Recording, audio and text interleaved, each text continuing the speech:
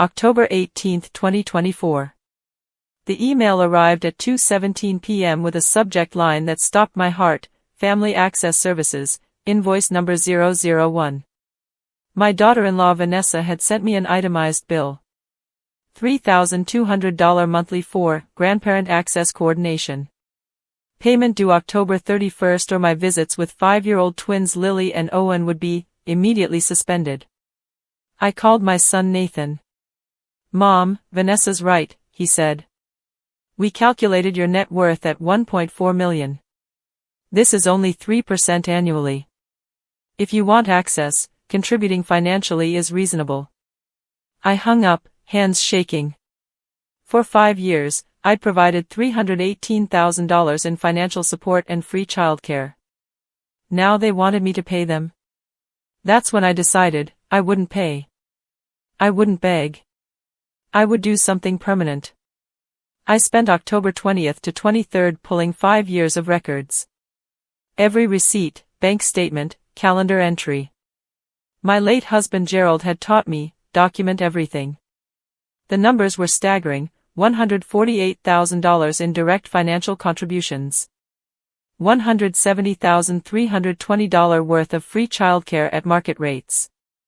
Total, $318,320. Then I found Vanessa's blog. Posts about monetizing family relationships and calculating market value of grandparent involvement. She'd been planning this publicly for months. September 28th post: Today I removed my children's grandmother from all emergency contacts.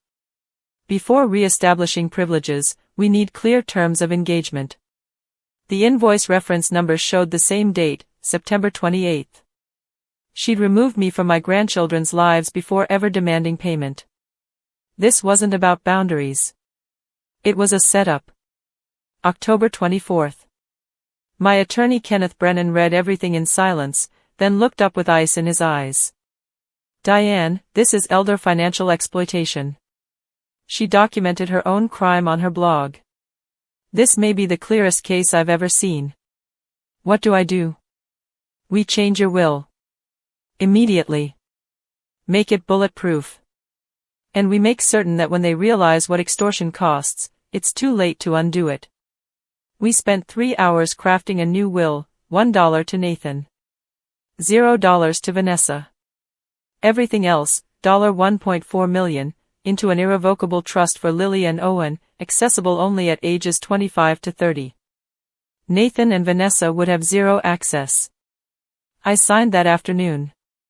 "When do I tell them?" I asked. Kenneth smiled coldly. "Why tell them at all? Let it be a surprise." October 25th to 31st. I didn't respond to the invoice. The messages escalated exactly as predicted. October 28th, Vanessa, should I remove you from Thanksgiving?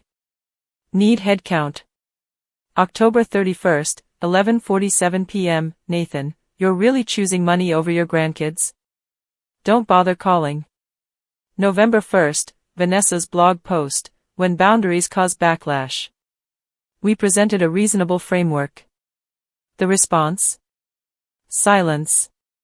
Some people would rather have nothing than accept healthy parameters. I screenshot everything. Forwarded it all to Kenneth. Said nothing. Halloween passed, first holiday in 5 years without Lily and Owen. But I was gathering evidence for something bigger.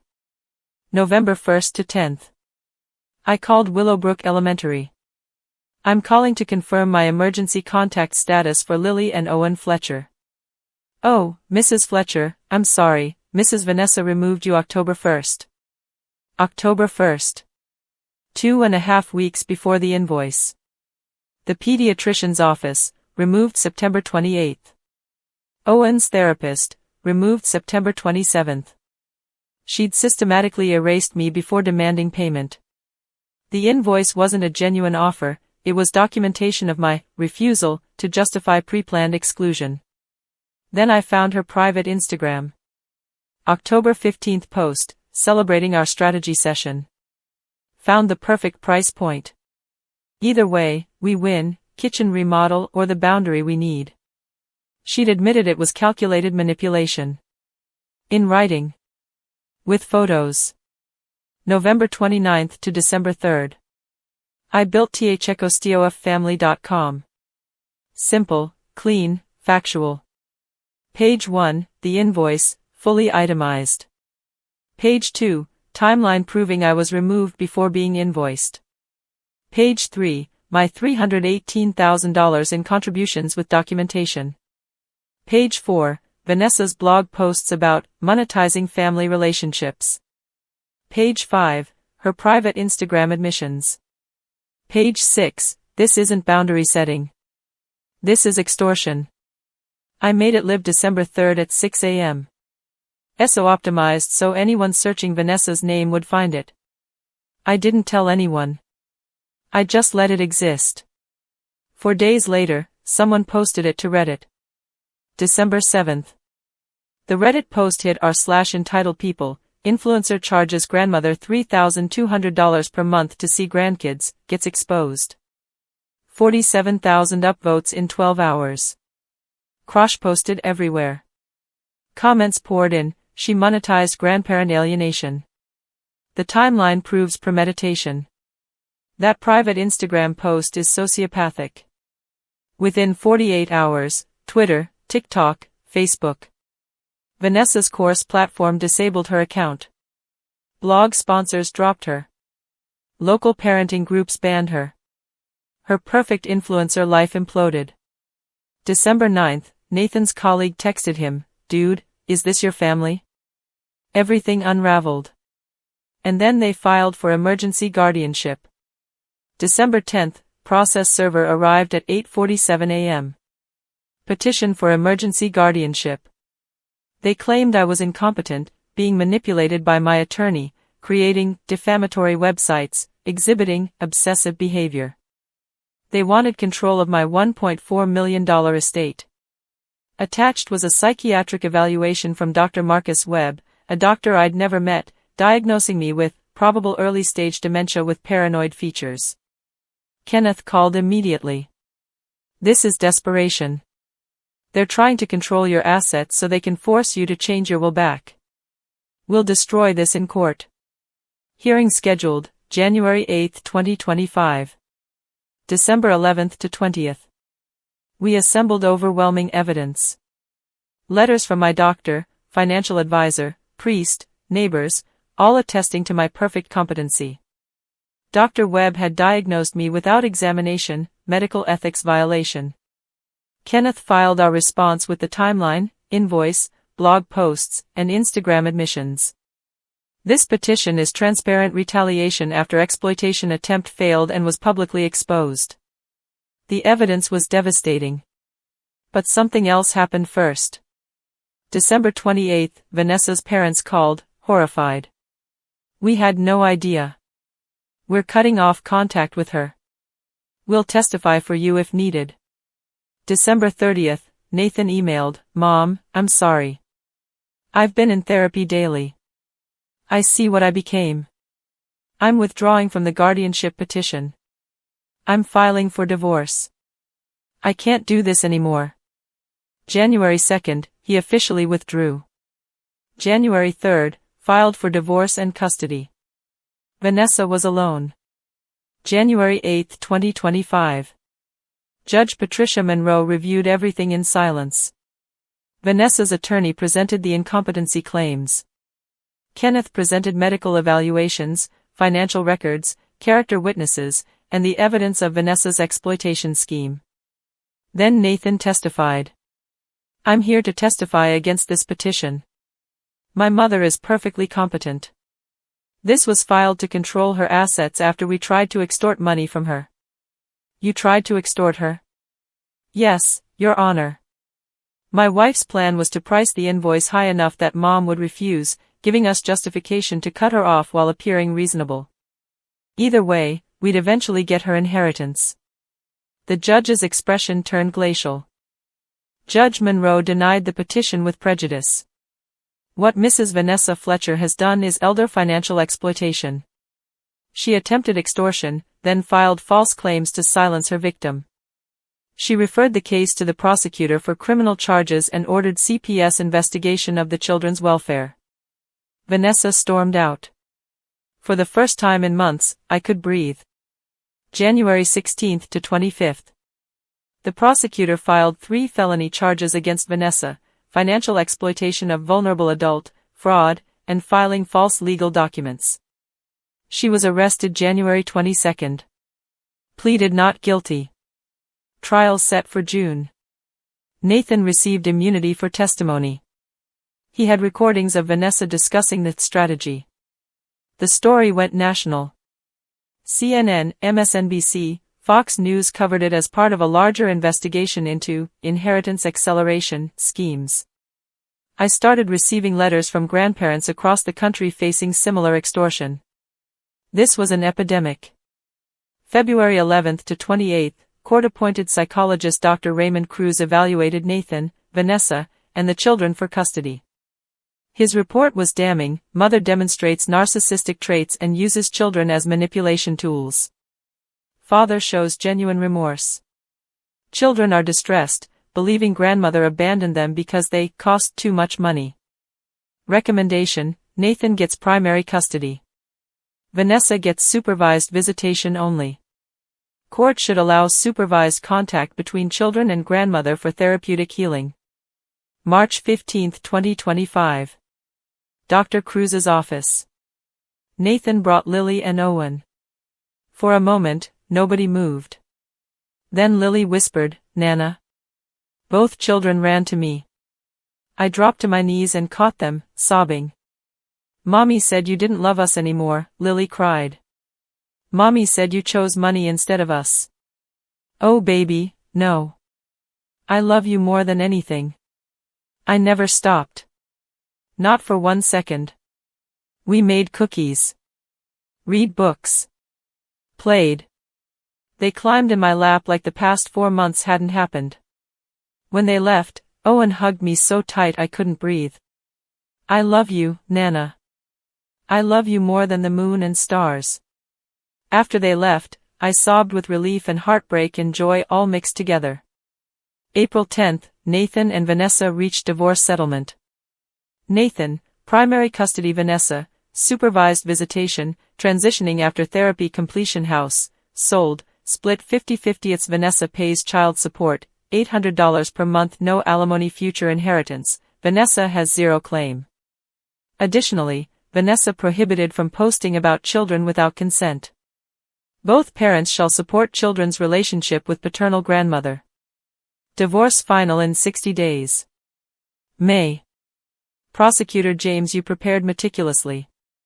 Evidence, invoice, timeline, blog posts, Instagram admissions, Nathan's recordings, expert testimony on elder abuse.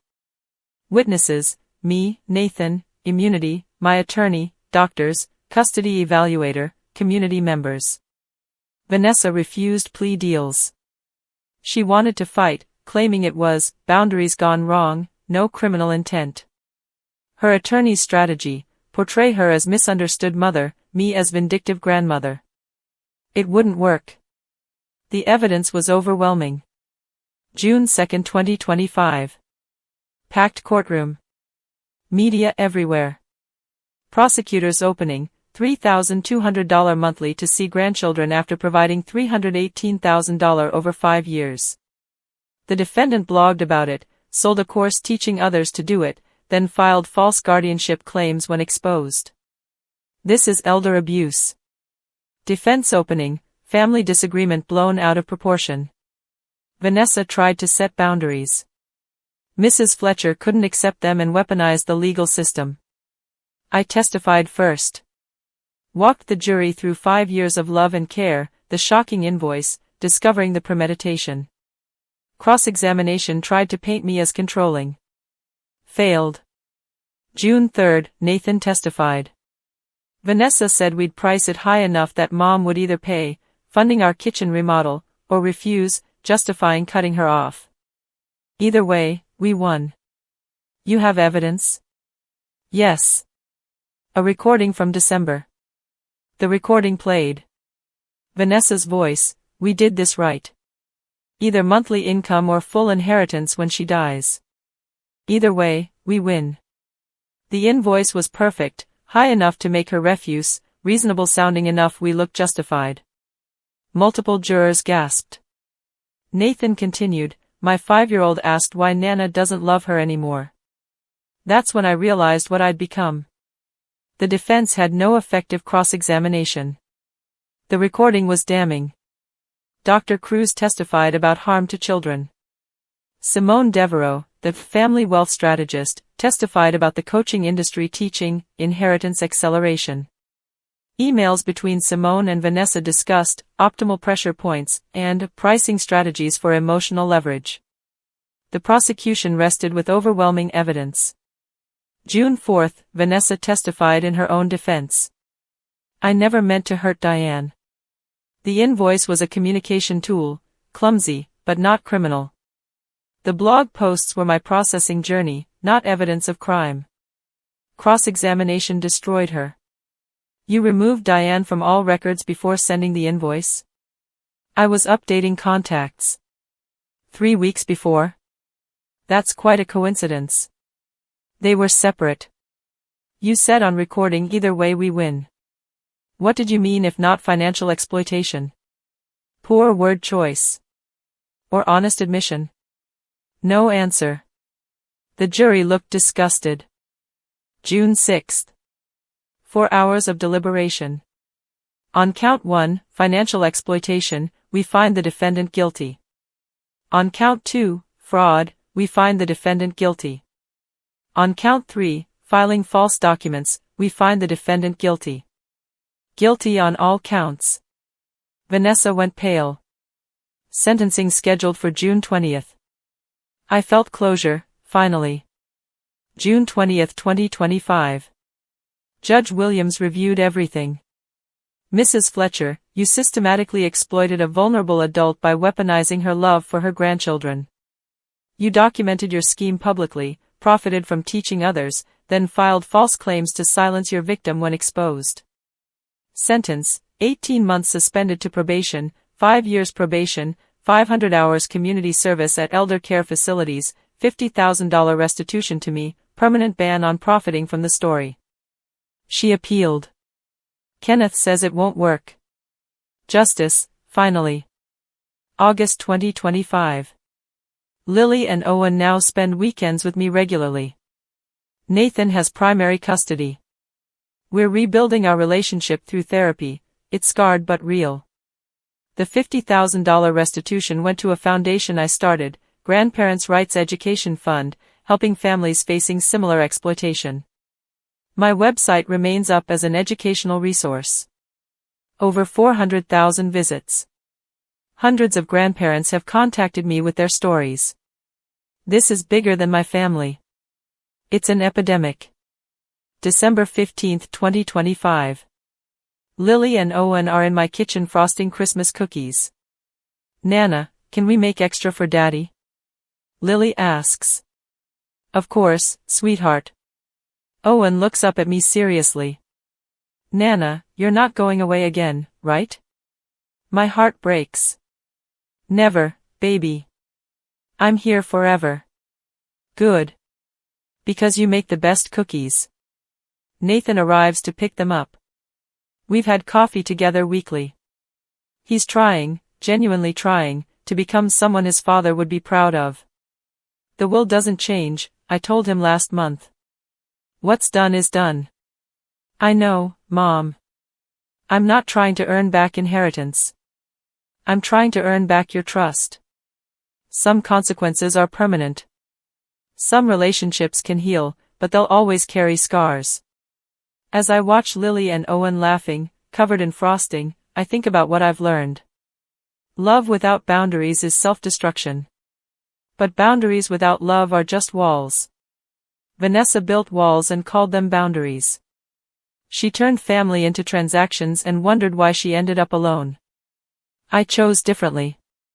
I protected myself while protecting what mattered most, my grandchildren's future and the truth. The will stands. The trust is ironclad. When Lily and Owen turn 25, they'll read my letters explaining everything. They'll understand why their Nana made the choices she did. And they'll know, I never stopped loving them. Not for one single second. Not when it cost me everything. Some things are too precious to have a price tag.